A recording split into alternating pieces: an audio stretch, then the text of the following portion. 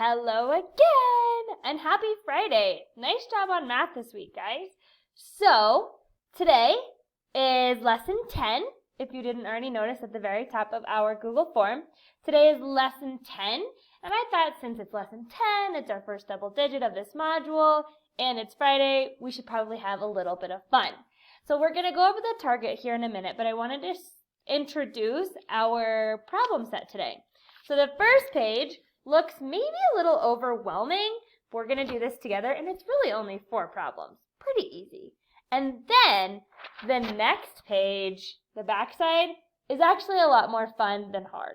It's something that you guys could probably do in your sleep. It's easy peasy, lemon squeezy, and it's really only 2 problems. And then this page, guess what? All of your answers are on this page. Any answer you need is going to be on this page. All you have to do is just find it on this page. And on the back is your exit ticket. So it looks like a lot of work, but it really isn't. You guys are going to fly through it, and you're going to have some time to, I don't know, do like a math game or something.